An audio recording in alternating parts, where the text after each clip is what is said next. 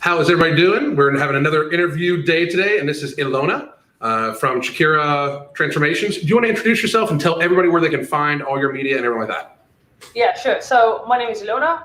I'm also on Chikara Transformations here on YouTube. It's the same thing on Instagram. So Chikara_Transformations. And basically what I do is I do fitness content in terms of commentary reactions, usually around health and lifestyle. I also do vlogging, and I show people basically how you can eat healthy, have a balanced lifestyle, do heavy training, and just vlog bits of my life. Very cool, very cool. And what type of services do you offer? Do you do coaching, stuff like that? Yeah. So, sorry, I forgot to say that. So no I problem. do. I'm trying. I'm there for you. I'm trying to make sure. I'm trying to make sure they can get to all your stuff. So. Yeah, so I do online coaching. If you want to reach me, my email address is Ilona Marais, which is my first name, my last name @hotmail.com. Which is, if you go to any of my videos, it's always in the description. Okay. Basically, the services they're really personalized. So I tend to not take on a lot of clients, because when I have a client, I will sit down and have a catch up with them once a week via chat. I'll go over it. I'll personalize their plans. If I need to make changes, I do it. I'm available via WhatsApp. I'll send them videos of how they can do exercises if they're struggling. So I don't have a lot of clients, and I didn't take clients for a little while because of what was been going on, and people couldn't train properly, and they didn't have access to proper food. But now but things are normalizing again. I'm looking to take more clients on again. So. That's awesome. That's awesome. We love doing online coaching. We actually we have a head coach, and we're in daily contact with everybody, because we do, disordered eating coaching, that sort of thing too. Yeah. So, but that's the thing with most online coaches, like the weekly email, I'm just like, that's like I don't even know how you call that coaching, but if you're talking to the weekly, and a visual assessment is so important, like even if you only see them from like here up, you get to see what, if their eyes are sunken in, if their cheeks are, if the cheeks are sunken in. You also get to see if they're sleeping properly most of the time. Like, it gives you little cues and possible things to ask, like, how's your hydration? Like, especially if their eyes are sunken in a little bit, like, how's your hydration? How's your food been? Are you feeling satiated? Like, certain things like that, Now, you are obviously very, very, very physically fit. What got you started? So I used to be overweight. But I'm not overweight. Did you really? Yeah, I'm not overweight by modern standards. Like, you know how now everybody is overweight. Yeah. I used to be like I'm 5'7" and I was 80 kilos, but there wasn't 80 kilos of buff. There was 80 kilos of, if I sat down, I had quite a lot of rolls and cellulite. So I was for European standards, I was very chunky basically, and I was unhappy with how I was looking, and I've had eating disorders for about on and off for 15 years. So I just got to a point where I saw pictures of when I went on holiday, and I was just like, I can't believe how I've let myself go over the last few years. So I got into training. Training has always been a part of me, of my life and upbringing, because my father is a strongman and a powerlifter. So I do have good genetics for building muscle, and I've always done sports growing up. So I'm a sporty person. But I decided to do weight training, and then I decided to do a competition, because I like to have goals. I can't just do something for the sake of it, which sounds weird, but I knew if I had a competition, then I knew I had to push myself to a physical limit, to a mental limit, and just really test myself, my knowledge. And I prepped myself for the first time. I didn't look great. I probably shouldn't have competed, but it was worth the experience. Got coaches, and it's kind of got hooked into it ever since. The part where you said you had eating disorders, did you binge, or was it over or under? Yeah, so I had bulimia, and that was on and off for many years, from the ages of 15 till about 30. No, I lied, 27, 28, because I'm 33 now. So I was fine for ages. Once I started competing, I was fine. And then my first show, where I got really lean, I rebounded bad, which is one of the things that I've stressed to people, that competing is hard, but coming out of a competition, it is mentally harder than the actual prep, because you can undo months and months of hard work, and mentally that sent me into a spiral where I got it again, the eating disorders, and then I go with my coach, and because we're really honest with each other, I've just since then not had it, because I found when I got really into training, my performance, just purging and stuff like that, it just really suffered enormously. Like not even just things like hair falling out, just my physical performance. And I was like, what am I trying to do? Like I'm trying to get stronger, I'm trying to build muscle, and I'm just destroying my body in essence. Yeah. When you talk about prep, because I'm a fairly large advocate that, like, you know, people can do what they want with themselves. Everybody knows inherent risk and everything like that. Like my biggest issue, I think, with competing is not even the because obviously to be at IFBB there has to be a certain amount of juicy vitamins, as James would say. You and I talked about that, but the dehydration and stuff like that, like the last week of prep just seems like sucks, like torture, you know, like it's awful.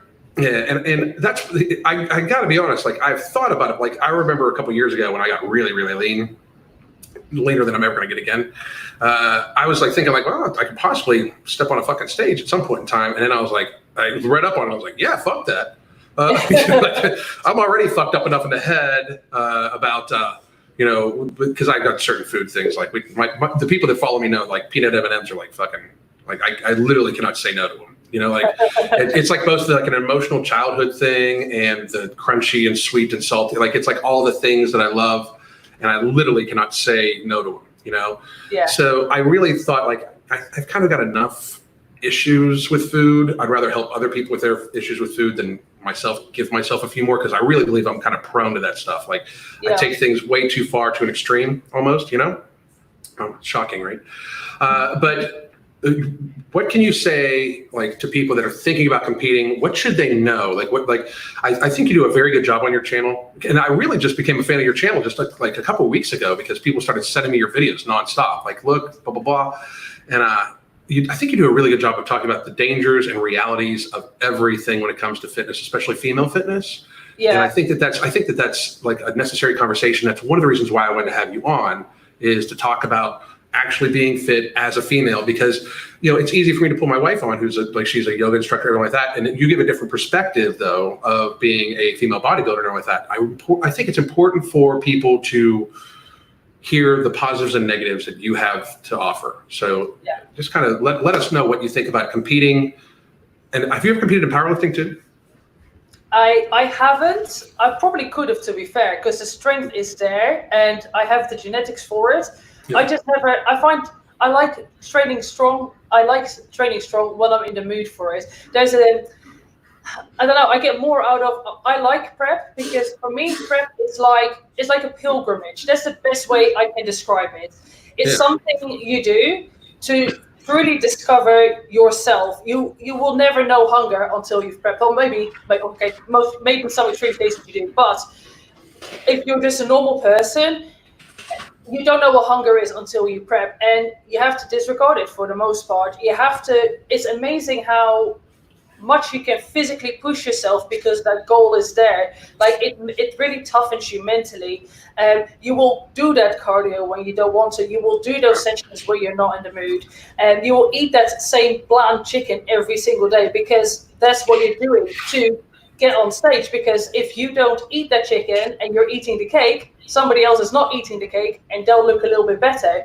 So in that sense, it's very rewarding from the perspective of strengthening your mental side, you know, just becoming mentally stronger. It's good for that, but it's very selfish. It's if you're in a relationship, if you come out of it still in a relationship, that's meant to be, because you're not a nice person to be around. It messes up with your hormones. You become an insomniac for most parts, just because you're hungry and you're tired and you're running on fumes. It's very expensive. People don't think it is, but especially for women, just the bikini often is like several $100s. And then you have a basic bikini. Yeah, like my bikinis are like $500 and they're pretty basic. Then you have the tanning, your coaching, your on-the-day makeup. There is a lot that goes into it, the venues, the travel. So for a competition, you're probably looking at like $1,000, and that's like, you know, minimal. So it's not cheap. And it's not, I think, bodybuilding, if you're going to compete, you should do it not because you want to show I think it's good that there's transformation categories. Mm-hmm. Because it's amazing. Like, if you're like 250 pounds, 300 pounds, and you've lost like 150 pounds, and you want to show off what you've done, and great. But I think some federations, they put people in with people that are the actual bodybuilders in terms of not transformation. And that's not taking away from the hard work they've done, because they've potentially worked even harder than other people in terms of the weight loss. But it's like, the way I see it is, just because I'm good at running or I've lost a limb and I'm still a good runner, that doesn't mean that I can go run against Usain Bolt. There's levels. So I think bodybuilding, if you're going to do it, I don't know, you have to really think about it. I wouldn't necessarily recommend it. It's worth it if you want to learn about yourself and appreciate the little things in life, like not having to take food with you, or be able to wake up and not worry what you're going to do for cardio that day and just have a freer life. But it's there's a lot that goes into it. It is hard work. It's very hard work, basically. What would you say is the most unhealthy portion of it? The starvation, you're in essence you're starving yourself in a systematic manner. So yes, you're eating food, and yes, it's healthy food, but getting down to I don't actually know, but assuming based on what I've looked like, having had almost feathering through my quads and starting to get lines in my glutes, I'd probably sit around 12-13% body fat. That's not healthy for a woman. No, that's not sustainable. You don't have periods. There's the starvation side of it, and obviously then, as you said, peak week, you get dehydrating, the dehydration protocols, which I never really. I have taken diuretics, but I try not to if I don't have to, because they're actually really dangerous. Yeah, they're really dangerous. Yeah, so I tend to just do natural dehydration, where I cut salt for a couple of days and then I cut water the day before. Yeah. So that's the natural way. Yeah, so that's the way. Now, it flushes out, but it doesn't give the same effect as a diuretic, from what I understand. Whenever I've taken any juicy vitamins, I've always done it under the guidance of a coach, and I only did it last year prepping for pro cards, because I'm going for an IFBB pro card. Anybody that's an IFBB pro, they're not natural. That's don't want to burst the bubble, but that is the reality. And I think that people that deny that are just it's this thing where I personally think that people should be able to do whatever they want with their body anyway, but they should know the facts behind it. I think that you are setting it out where if you're going to do these things, do it with a coach, blah, blah, blah, make sure you're safe. I think that's an important message, because oftentimes, and it seems to be that important message, in my opinion, of course, I have a channel named in my but in my opinion, of course, I think that I think women tend to try to be healthier with it, but at the same time, women have other issues that come along with taking juicy vitamins and dieting down. As you said, 12 to 13%, people do not understand how much that fucks up a woman's biology, being at 12 to 13%. And just like you said, it's just not sustainable over the course of a long time. Just the biological difference between men and women. Women have more adipose tissue than men naturally.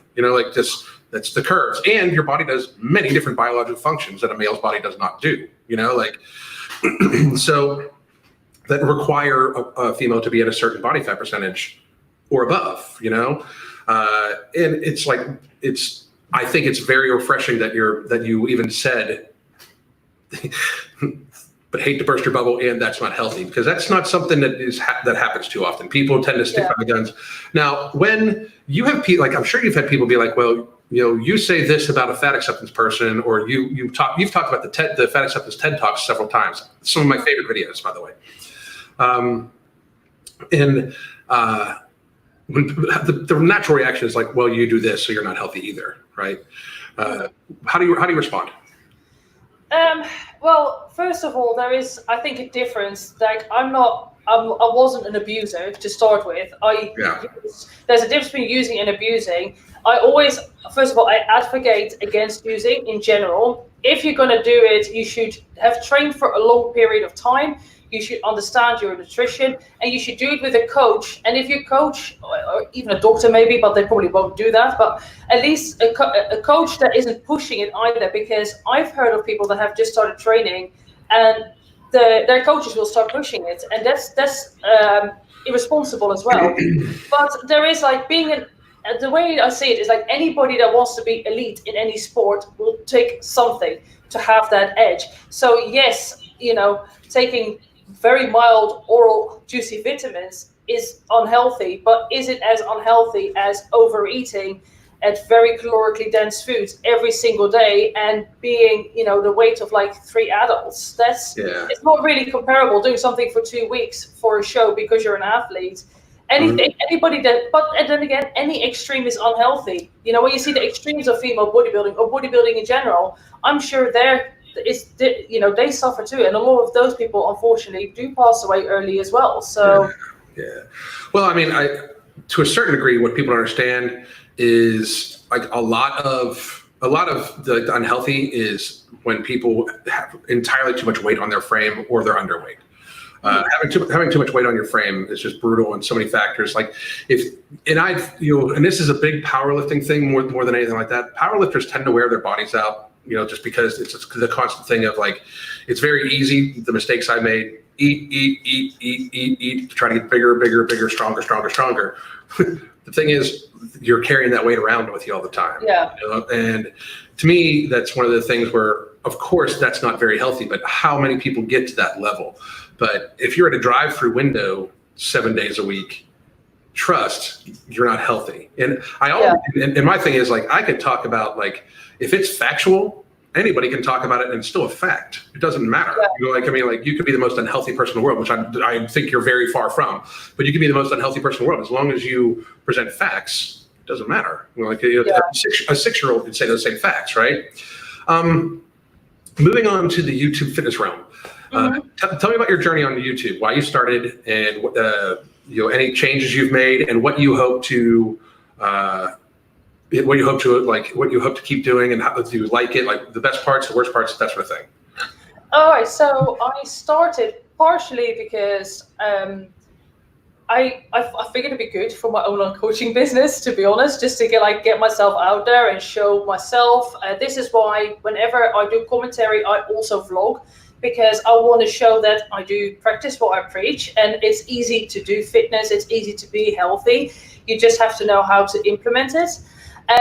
So I do vlogging, which is mostly training and lifestyle, and I also do commentary videos, which is not just overweight people. I do people that undereat. I do a lot of Abby Sharp. They're quite popular videos because she promotes intuitive eating, which in theory works, but I don't agree with the message of just eat whatever you want, because the reason people are obese is because they overeat and they don't know how to eat intuitively. So it's just, I kind of find videos where people are either trying to diet and they're doing it completely wrong, or they're saying a message that I don't necessarily agree with. And I think just an actual balanced approach is better. Yeah. Yep. The issues I have with intuitive eating are very similar to yours. Like, intuitive eating is how people what is intuition? Like, it leaves nothing, like there's no definition beyond it. I mean, besides you get to eat, listen to your body, right? I would intuitively drink it like a 12-pack, and I would intuitively eat tons of shit that's probably not good for me, and I know this about myself. I think we're in such a situation that people hear intuitive eating and they're like, okay, because dieting's bad, because people gain weight back from dieting. Yeah. And that's true. Because when you artificially, it's the same thing with prep. When you artificially reduce your caloric level to the point where you're losing weight very, very quickly, especially, there's going to be eventually a bounce back. Unless you plan on keeping that up to maintain the weight that has produced, unless you keep doing the regimen that has produced the exact results you have, then you're eventually going to go back to an old eating pattern. And if you haven't learned anything in the process, your old eating pattern is what had you overweight or underweight to begin with, or just have a poor relationship with food to begin with. It needs to be looked at. So people will intuitively eat okay, I'm sick of dieting. I'm just going to listen to my body, and I'm going to listen to my body and eat what I want to eat. That's not good. That's not good. Like, I mean, your body goes through so many biological responses, especially women around their cycle. Plus, if you eat high sugar foods, there's an insulin release that oftentimes causes people to actually crave more, more sugar, things like that. Mindful eating, including, not restricting yourself to the point where you're, having dreams about potatoes and pasta and shit like that, which I've done before. Like, I was like, it's the third night in a row I've dreamt about potatoes. I love good porn, but I'm dieting. My Instagram, it's just like chefs cooking food.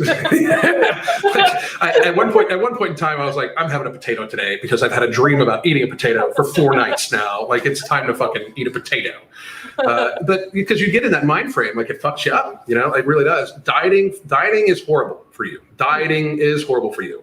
But you need to take a look at your goals and your lifestyle and everything like that, and what you want to accomplish, and eat accordingly, and have according activity. Like, everybody should get in X amount, like 30 or 40 minutes of activity in a given day. Everybody should. It's health. It's longevity. Everybody should eat at a level that would have their body reach a homeostasis that is to their goals and based around their longevity. Of course, people are going to decide to take risks, and if they decide to take calculated risks about, well, I'm going to compete in this, and it might not be the healthiest thing for me, but I want to do it here. I know the risks, and they go in thinking that's outstanding for them if they choose that, because at least they've thought about the inherent risks, and then they can, move forward with it, and they're well aware, right? But when people just throw caution to the wind and will go on a ridiculously restrictive diet, or as a lot of young men do, they start taking juicy vitamins because they need to be stronger than the guy benching next to them. I don't fucking get it. Yeah. To me, I think that people just need to think about, the outcomes before they fucking do something ridiculous to their body. You only have one. I've seen you make a couple of videos about the TED Talks. Yeah. You want to summarize and fill people in on your thoughts on those, because I believe we've reached a stage, and I think it's a neat perspective because you're obviously not from America, but I think it's an interesting perspective on how this trend where we are looking at ourselves, we're looking at society as everybody should be accepted and nobody should say anything negative about anybody. Sometimes pointing things out that may not be in a person's best interest is actually the thing they need to hear. It's actually, it's actually important. And when we normalize unhealthy activities and unhealthy behaviors, for the sake of, somebody's feelings, are you really helping them by saving their feelings versus not helping them save their body? So I thought you had you've done two videos on the TED Talks. Can you please, just thoughts, points, feel free to disagree with me, everything. Yeah. So I guess the main contention that I have with most of the body positive movement is look, if you want to be fat and overweight, great. Be like that. If that's what you want to do, just don't complain about any medical concerns you're having. Don't deny that it makes you depressed, because there is very strong links to. I don't see how you can be happy in a body that is so severely overweight and you're in constant pain. And I think I'm trying to talk too fast. Also, what I don't like with it is that they're forcing their beauty standards onto other people. Mm-hmm. Because at the end of the day, beauty is subjective. Okay, if I know that the way that I look is not for everybody, I know that. I know people look at me, and that's fine. People judge me, and that's fine, because I've made the choice to look like this. I happen to like the way that I look. So it doesn't... Yeah, that's all that matters. Yeah, and that's the thing that I don't get with fat acceptance, is that they're so preachy about our fat bodies are beautiful. But why are you so desperate to get the approval from society to say that it is beautiful if you're happy with who you are, in essence? I've never seen anybody in the body positivity movement look like you. And that's the thing. I don't understand. I run off this thing, and I've been recently talking about acceptance. Can't we just have acceptance? Skin color, body build, blah blah blah. Everybody's worthy. In my mind, everybody's worthy to live a long, happy, healthy life. They just, in my mind, they need to believe that. They need to see that, because I truly think, in working with people with food addiction and disordered eating for the better part of 3 years now, exclusively, where it's we coach them on a daily basis, talk to them on a daily basis, video conferences on a daily basis. A huge portion of this is almost like a self-loathing type thing, where people really kind of punish themselves for something that they could possibly help themselves out with. They look at themselves in a way like they just want to be accepted. Somebody says, I haven't said the F word yet. I've said fuck a couple times. I'll say it fucking more times for you. But I just believe that, it's one thing to be morbidly obese. That happens to a lot of people, either through biological means, societal, and socioeconomical. Shit happens where people get set up to not have the healthiest lifestyle, not have the healthiest, possible access to food. There are things called food deserts in America. I don't know about, away, but there's oftentimes where many things impacted. What shouldn't be accepted is that it's just healthy. If you're 300 pounds and you're trying your best to live a long, happy, healthy life, I applaud you. And I think that, you should think that you're beautiful. You should think you're a person worthy of life. And you should think that you can accomplish anything, and you probably will. But it's when people start saying there's nothing wrong with you if you're 300 pounds. That's just not, it's not a discussion. It's not an opinion. It's an actual fact. I always find it really amazing that there's statistics out there that more people die of obesity than people die of starvation in the world. And that's people have no choice but to starve in many parts of the world where you have a choice to overeat.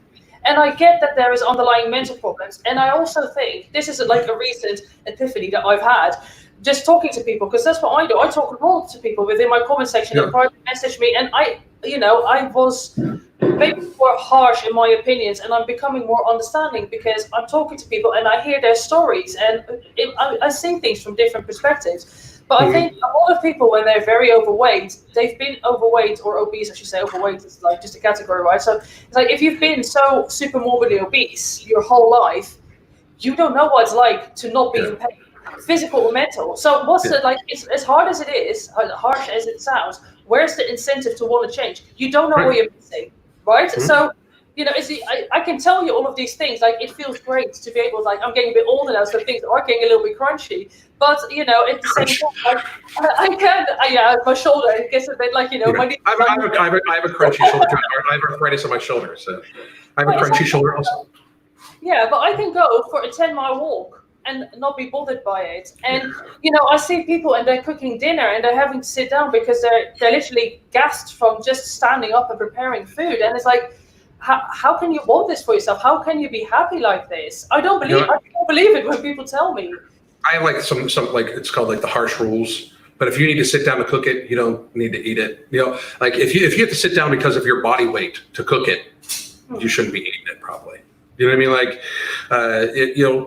You should be getting medically supervised. At some stage, and we turn down a lot of clients too, because at some stage people need to realize that when a person is so addicted to food that they're consuming enough food mass in a given day to support being 5'3" and 400 pounds, some counseling needs to go along with that. My wife and I are food addiction coaches. We help people with healthy behaviors and stuff like that. But when you reach the point where you're 400 pounds, there is some psychological issues that need to be taken into account. And I think that's under fucking scored. I really do. I think that to a certain degree, it's a mental health thing. But the scary part about it is if you look at any TED Talk, and if you look at any fat acceptance advocate, when they're talking, all I hear is their addiction screaming. You can't tell me I'm not healthy. I can visibly look at you and tell you that you're in pain. Of course. I can hear when you're talking. Yeah, I can visibly see you walk. I can visibly hear, I can audibly hear you talk. I can see that you are out of breath from standing. You're not healthy. And when you say that to people, and they get so I get death threats and shit like that occasionally. For shit like that. But I see, and you were talking about how you were when you first started doing that, you were being a little nitpicky, and your audience decided, told you hey, focus on the real issues, and you since did that. Can you talk about that? Yeah. So I do quite a lot of. I have done quite a few reactions to Amberlynn Reid and Foodie Beauty because I find them just really fascinating people, and I think a lot of people watch them to see what not to do, and my goal with them is not to hate on them, but actually to encourage behaviors where they're going wrong that they can improve on, or explain the foods that they're eating, why they're bad for them, so that other people that are watching them, they may not understand and go like, oh, okay, so this is a change that I can make. But I was at one point just becoming like unnecessary and like picking up on little things within their physical appearance, like for example having chipped nail polish. And it's like, yeah, it bothers me for a reason that I just believe in being professional and presenting yourself in a certain way. But at the same time, for somebody who's a fitness professional, what does it matter? Like that's irrelevant. What matters is the mindsets that they're having, setting themselves up for failure before they even started something, the language that they speak, the healthy food choices that they're making, and making people realize like that's not healthy. This is what's healthy. And people mentioned it, and I initially you don't like to hear you're doing something wrong, but then again, I know that I'm not without fault, and I like making videos. I like to get feedback, and I want to get information out there that's helpful to people. So, I addressed it, changed it, and since then I feel pretty confident that it's not happening. So yeah, that's awesome. Like, because in reality, like that's one of the things I go off of. Because I like physical aesthetics mean like little, to me. They really do when it comes to certain things. Like one of the biggest things I get is people ask like, well, when I lose 100 pounds, am I going to have loose skin? Is there something we can do about it? Like, I don't even like. We're talking about losing 100 pounds. If you have some loose skin, let's worry about that later. Let's get it to the point where you might not die before the age of 45. Let's just try that. Like, especially for when you hear women talk about it, like women that need to lose 100 pounds. I mean, most women are shorter than men, have less of a massive bone structure and stuff like that. So 100 extra pounds on a woman is actually a lot more. Like, I hear the arguments against the BMI index all the time. Well, it was made for women. Like, if you actually think about that logic, that means that it was actually made for men. So if you actually think about that logic, that means that it's actually more dire for women. Like, if you're at a 35 BMI, if you're a woman, that means you normally have less muscle mass and less bone structure. Yeah. So that means the weight is greater, But I always wonder about that. Like, it's such an aesthetic thing because women are judged by their aesthetics way more than men. Way more than men. And I think that that's partly where it comes from. That's one of the reasons why the fat acceptance community is also predominantly female. It's because they're getting predominantly judged on their looks, like predominantly. Like, and most of the time in society, women's looks are always taken from a negative connotation. Like, you probably get you look like a man, or this, or you're too muscular, or you're too hard, or you're too this. Women are always too something. Women are always like, they're either too fat or too skinny, or they're too this or they're too that. Very rarely do you hear people be like, well, she's a very pleasant looking woman. Men get distinguished with age, not me. I just get uglier, but men get distinguished with age, and I definitely don't get distinguished. It just gets worse. Anyway. But whereas women, women fight against it constantly. And I think it's such a hard thing, and I think that's one of the reasons why, we're seeing this, where we're stupid and would make fun of people to hurt their feelings based off of their aesthetic appearance, when in reality, it's so minimal compared to what a person is. Now, I also do think, though, that it's very, very important that we address and look at that. It's while we should view everybody as worthy and everything like that, people really need to understand that they've got to come from them, and they need to set the aesthetic portion down. When you see large influencers such as Tess Holliday and such as Lizzo and people like that, kind of preaching I'm this, I'm this size, I'm healthy, you don't judge me, fuck off, blah blah blah. Because I've seen both of them do that. Lizzo, especially lately, I work out without the intention of losing weight. That means, first of all, anybody that works out knows that if you work out, but if you're overweight and work out, that means you're increasing your caloric intake to maintain that size. Yeah. And I find that to be very unhealthy to begin with. But what do you think? What if Tess Holliday said, "Hey, I want to have a conference with you right now," what would you say to her? Oh, good question. I think she's sending a quite dangerous message to a lot of people, especially where a majority of the population in the West is starting to become obese. there's nothing wrong with loving yourself. You know, everybody, you have to love yourself. But loving yourself, to me, is taking care of yourself and being a fit and healthy person within your means, whatever that is, whether that's financial means or social means. You know, there is levels of this. But that is, being fit and healthy is more than just looking a certain way. It's how you're mentally as well. And I also find it interesting from the perspective of somebody who is a parent, that how can you parent to the best of your ability. I'm not saying she's a bad mother, but one of my friends actually here on YouTube, Jana Roller, she lost a lot of weight, and the reason why is because when she was very overweight, her son almost ran into the street and she couldn't run after him because she was overweight. Yeah, and she's like, that was for me the second that I knew I had to change, you know. And it's when it's stuff like that where it's somebody who's a parent, it's like you have so much more responsibility, and you know, I want to have kids too, and I don't see how she just can't just be in denial of how unhealthy she is. I mean, she's a beautiful woman. There's nothing to do with that. It's just you can see she is unhealthy, and I don't get why she's just denying that. But I know why. It's probably for money, right? That's probably why. But it's to a great degree, her and you know, some of the mukbangers and some of the weight loss girls that we will probably discuss here in a second. You know, I find it very scary that their monetary, like their livelihood is connected to their weight. You know, I mean, that's a very scary thing, because like, and just so everybody watching knows, this will be probably the only time you hear me mention it, but I did want to mention, like, very, very seriously, I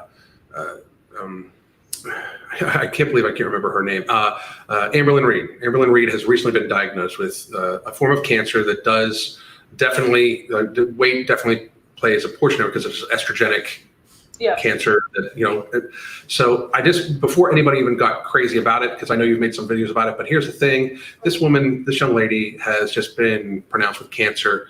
I will not be discussing it, besides saying I wish her the complete, speedy, and, you know, full recovery, as you know, and mine and my wife's best wishes to her in her recovery. So, and I hope she figures out how not to have her popularity and money tied to her livelihood, because I think that's very dangerous. A lot of these mukbangs, I don't understand how mukbangs are like on YouTube. I still don't get it. You know, I say fuck 3 or 4 times, 30 or 40 times in a video, and it, you know, and they threaten to take it off. But like, you can watch these people who are clearly unhealthy, who are involved in clearly unhealthy activities, basically, you know, indulging in their clearly unhealthy activities, you know, on their channels. You know, like I even see in the comment section, somebody's like, cancer.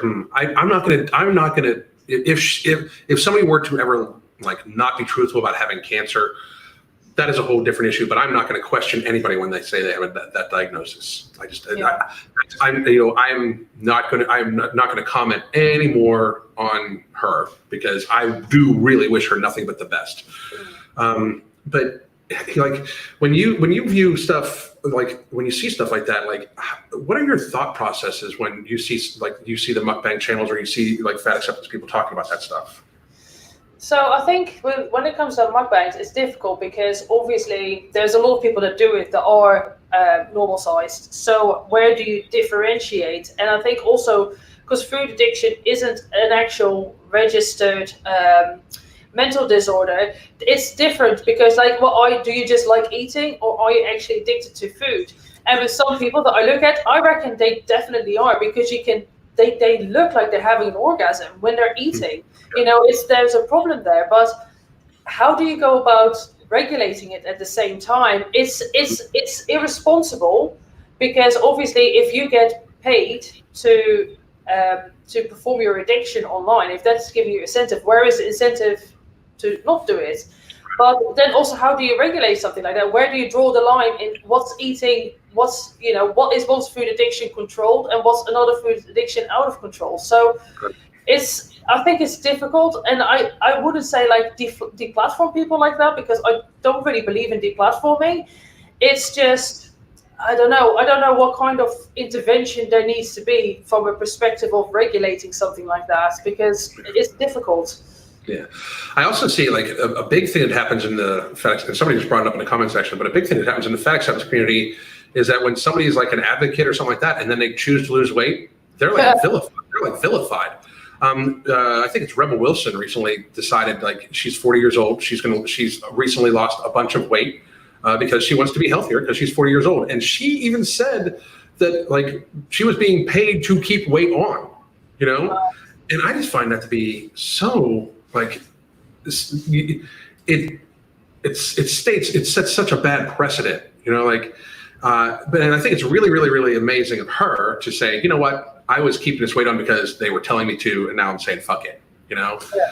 Because I just find, somebody just said Adele got flack of it. Adele got flack over losing weight when, I'm sorry, but like, she did it over like a year's period of time. And like, I mean, it's not like she like all of a sudden lost a whole bunch of weight really quickly, from what I understand. She did it in pretty decently, from what I understand, healthy fashion. I think we're at a stage now, especially with everything that happened, you know, with like actual health and people like susceptibility to, you know, deadly viruses and stuff like that. Why we would not get there? But I'm amazed at seeing the pushback still on it. Like, and what do you think people like you and myself and other people can do to like bring awareness? Like, okay, let's accept everybody. Let's not make fun of people for how they look. Even though no matter what, people are going to. The people that make fun of, like somebody that makes fun of your appearance for how you look or something like that is going to find something, even if you change your appearance. That's just inherently who they are. You know what I mean? Like they're going to find something. I just wonder how we can get to the stage where like we can help get through to people. Like I've tried screaming and swearing. You've tried factual stuff. What can we do to get through to people? Like these mukbangers or anything like that, like, hey, like you're not, or the people that watch them, like the people that watch them religiously, like I people think watching. they're worse, I think, because you're actively encouraging almost in like somebody's suicide, right? In essence, you wouldn't turn around to somebody like Eugenia Cooney and go like, oh yeah, don't worry about not eating again. Yeah. It's the exact opposite, but one side is really, that's the thing that I find really interesting as well, is that like, one side is really vilified, and it's, you know, it's obviously it's not good to be anorexic, but then being obese, which is literally the exact opposite, that's perfectly fine, and we should all just be okay with it. But I think in terms of helping people, I think we just need good success stories, because the thing is that people think that it comes easy to us. So if you've always been overweight, you probably come from a family of overweight people. You probably come from a family of people that don't exercise. Maybe, you know, you've grown up in poverty. Therefore, you know, there is less likelihood to be able to afford healthier foods, because unfortunately, like fast food and stuff like that, it is cheap comparatively speaking. Oh yeah. You can't eat healthy on a budget, but compared to what you can for like a pound or whatever, you can get like loads of Twixes, and for a pound you probably can't even get chicken breast. So you could get more food, like you could eat more. Yeah. But I think is if you were to get some people that are quite prolific within that particular sphere or within that particular world, if they were to lose weight and go like, do you know what, guys, I was completely lying to myself. I've been in denial all this time. Actually, I feel so much better now. I've lost this weight. I'm just amazed by how much more energy I have, how much better I'm sleeping, how much better my relationship is, how much better my sex life is, just my general energy. But the thing is like people don't know, like I said earlier, people don't know what they're missing. So where's the incentive to change? That's what I think is the biggest reason. And I think also people's identity becomes being big. It's like, it's, for example, you know, I didn't have tattoos, and I gradually got tattooed and I gradually got muscular. So it was never my identity. But you know, I know people that have been bodybuilders that stopped and lost a lot of muscle, and they're kind of lost because they've always been the big guy. So I was there. When I lost, like I tell people this all the time. Like when I was my biggest, like I wore triple X large shirts just to wear. You know, like I was very, very wide, big broad shoulders, blah blah blah. And I was like, and I'd been that size for a long time. Like I had eaten, like I was just trying to be the big strong guy in the gym. So and even though I knew better, I was just making mistakes, right? But I remember like the very first time that all of a sudden people just didn't automatically move out of my way. Like I had become so accustomed to like, as I would walk through the mall, people just kind of like, as I would walk forward, they would just kind of get out of my way. It's such a horrible, like thing to not realize that you were doing before. Like, but all of a sudden, like when I got down to about like 190 pounds from like 260 something. Oh, wow. All this, and I would wear like, I still had like, I could wear a double extra large and it was a little loose on me versus a triple extra large. Right. And all of a sudden I'm like running into people because like I'm so used to people moving out of my way. I don't realize I'm the asshole that needs to start moving out of people's way, you know? Yeah. And it fucked with me, you know, like all of a sudden, like, you know, I was so much healthier, felt so much better, everything like that. Like it fucked with my head. Like who the fuck am I even? And for no reason at all. And I had already given up so much strength and everything like that too, that it really fucked with my brain, you know? Yeah. I'm super good with it now. I weigh, you know, somewhere around, like I haven't even weighed myself for forever because I got some issues with the scale. But I weigh somewhere around. I weigh about 200, and I'm focusing on healthy. And my point to everybody is, this is what I'm doing. Focus on healthy endeavors. If you know you're eating healthy most of the time, and you have a meal that you just that maybe indulge it once a week, as long as that meal doesn't cause you to overeat after that and all like that. Yeah. Just like try to live life for health, not to eat. You know, like like I pretty much eat lean protein for my first meal of the day, and then I take all my carbs at night to avoid having some sort of glycemic response that makes me hungrier. That works well, so I still take in carbohydrates, but like my first meal of the day is kind of ketogenic. You know, I found what works for me based off of my mentality and stuff like that, and a lot of that is a feeling out process. But you do start, it's like a very much identity crisis type thing sometimes for people. Yeah. One of the biggest things is that people lose like 100, 150 pounds. One of the reasons why they gain it back is their entire persona, their entire life has been built off that. You know, like when you hear about the funny fat guy, well, he developed a sense of humor as a defense mechanism normally, from, you know, and if you pay attention to a lot of heavier guys, especially like most of the time when they're funny, it's self-deprecating humor, you know. Yeah. To a great degree. And it does become a very serious thing where people identify with that person and they see that person disappear and they don't know who they're becoming, so they don't know where to stop. So then that's why sometimes people go from one extreme to another extreme. They get too thin, you know? Yeah. You did bring up something that I wanted to touch on really quickly. Yeah. We talked about it before in a green room. I used to train people just for strength or for aesthetics and stuff like that. I am not very good at it. I'll be the first to admit I write some very seriously intense intermediate programs for people, but I am not. I'm not a great powerlifting coach or a great physique coach. That's just not what I do, right? I think we're very, like my wife and I do a very good job with our weight loss coach, right?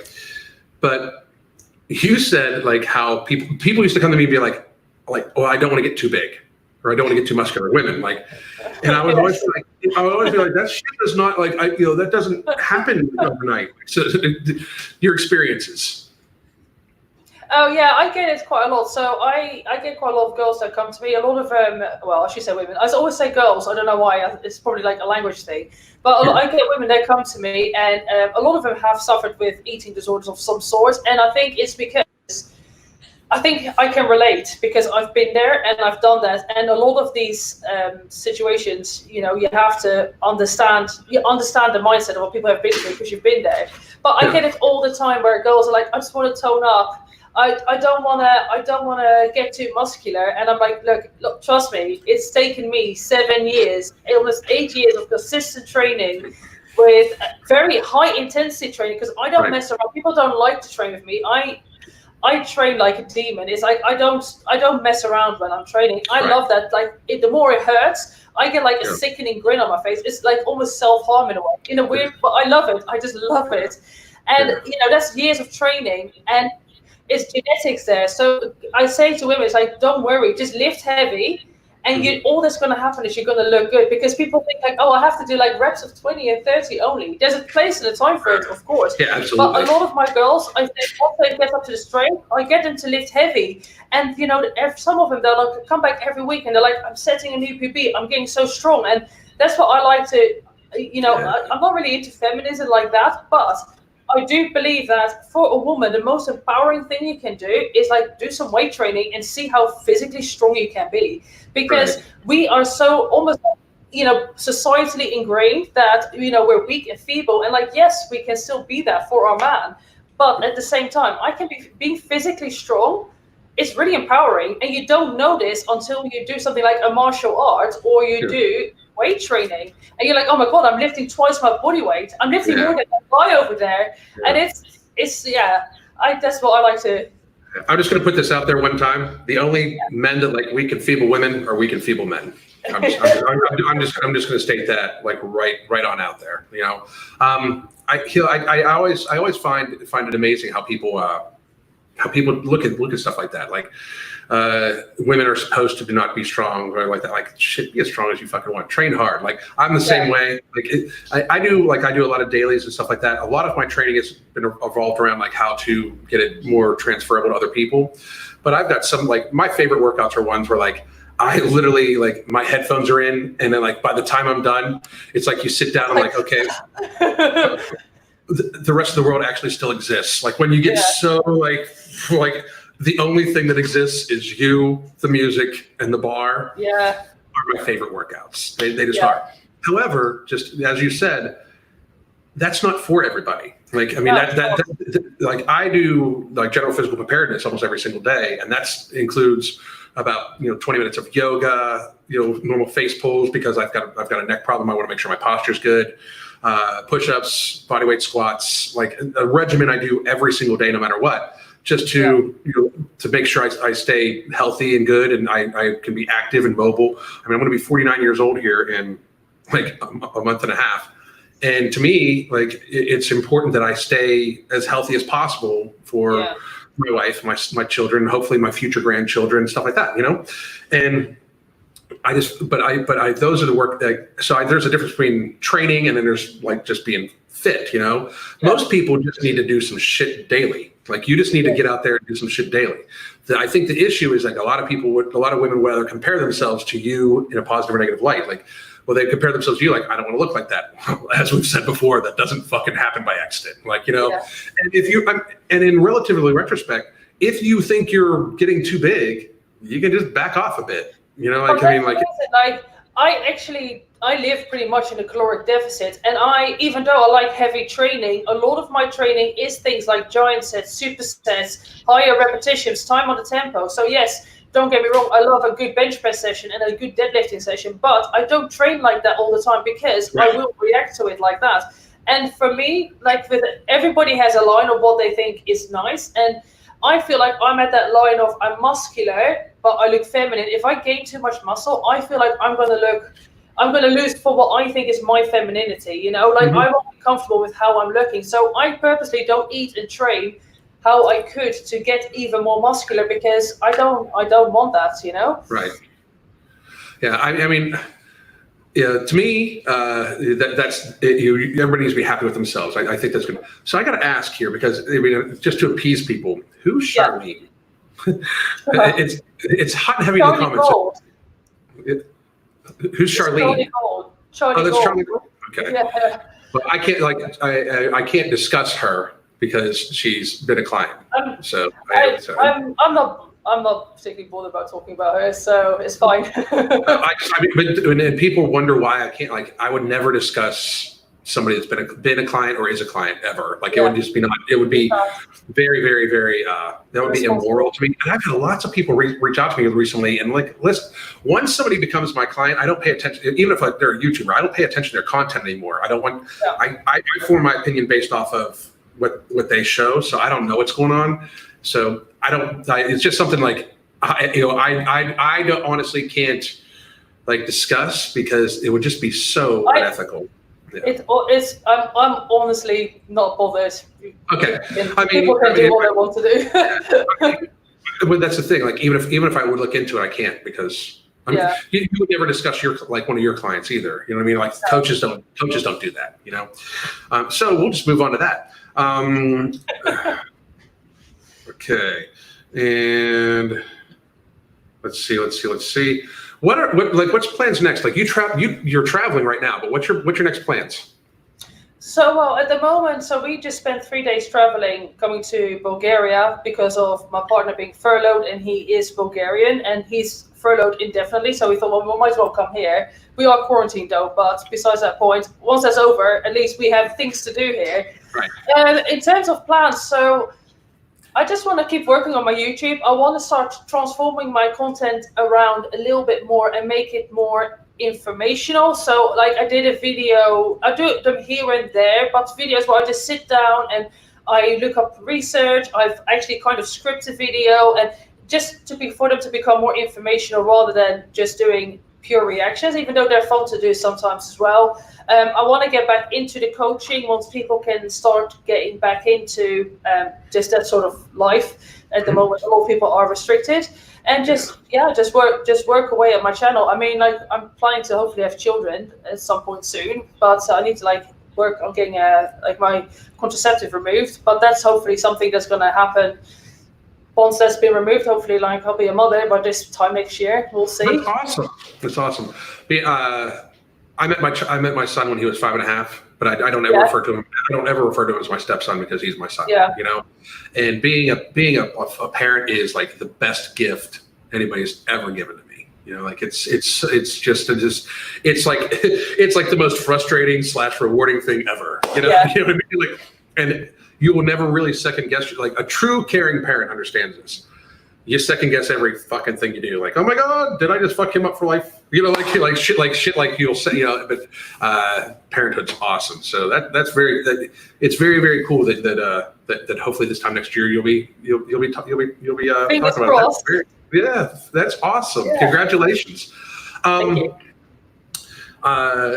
We're hitting about the hour mark, so I wanted to make sure that we had everybody know where they can find you. And after this video gets ready to publish, I'm going to put your channel link in the description box and all that shit too, in the pinned comment. But tell everybody where they can find you. Yeah. Anything you have, and then anything else you want to say. Yeah. So my YouTube channel is Chikara Transformations, which is the same thing on Instagram. There's just an underscore there. And like I said, my email is Ilona Marijs, which is ILONA MARIJS. It's a Dutch name at gmail.com. Sorry, I have 2 different email addresses. Mm-hmm. And yeah, like people feel free to message me. So I basically, most mornings, I do my cardio and I tend to go through my DMs, and I have people asking me all sorts of questions, and I just respond to them via voice notes. So that's where you can reach me. Just feel free to email me or feel free to message me if you've got any questions. And when I get a chance, I'll just respond back. That is awesome. I'd love to do this again at some point in time. Sure. We might even do like now that things are calming down and like people we're burning less cities in America. It's one of those things where I've been having a hard time even thinking about making content where there's so much like crazy shit going on, you know. But I would love to have you on for like a fitness roundtable at some point in time where we can plan it like weeks ahead of time. Different people from different aspects of fitness, like powerlifting, bodybuilding, blah, blah, blah. Yep. And let's just talk about fitness in general and stuff like that. I think would be pretty neat and answer maybe some questions. Yeah, so I would love to have you on again. It's always good to see somebody that has like a good head on their shoulders and understands like fitness for everybody. Fitness is not just, one solved thing. It's like an individualized thing. Yeah. I applaud your efforts, and to all of you out there that sent me her channel and her videos. Thank you very much. Well, I wanted to thank them very much too. Thank you very much, because oftentimes, in what I do, I see a lot of the negative connotations of, and sometimes it feels very alone. Like people are like, don't understand that I'm just trying to get people healthy and blah, blah, blah. Mm-hmm. I'm not actually being mean. So it was very, very good to for them to send me your channel. And I really have enjoyed all the videos I've watched of you. Even the ones that are just about training and stuff like that, but I don't train the way you do oftentimes. But I found it super interesting. You've got a bright future as far as I'm concerned, in my opinion, of course. And it's been a pleasure. Having you on, and I can't wait to have you on again. Okay, so thank you very much for having me and reaching out. I really appreciate it. I have watched your stuff for many years, so it's pretty massive to be here. So I'm super grateful. It's so strange to me. Like, first of all, when people say many years, I'm like, how the fuck long have I been on YouTube? Oh yeah, it's been a fucking minute. Yeah, it's been a long time. but then at the same time, we're just like still like we try to make sure we keep it about the content, not about us type thing, you know. And I personally am always amazed when people are like, yeah, I've been watching this video. Like I had somebody, and I get noticed weird places. I get recognized like PetSmart and shit, you know. And they'll be like, oh, I love this video of yours, and I'm like, have to think back, like, because we have so many videos. Thank you very much. I appreciate it. I really do. And so I said, Alan, tell her we want to see her flex. It's because what I do in my intro, I do a bodybuilding flex. Hold on. They're right actually today because I pumped them up. Hold on. This one's not so good. This one is How many inches? I was 36.5 centimeters. That's the last time I measured them. I don't know what that is in inches. I think like 14, 15, maybe, something like that. 14 or 15? Shit. Something like that, yeah. I'm not very petite. That's awesome. That's awesome. Thank you all very much for tuning in, and thank you very much again. Thank you, guys. Bye-bye. Bye.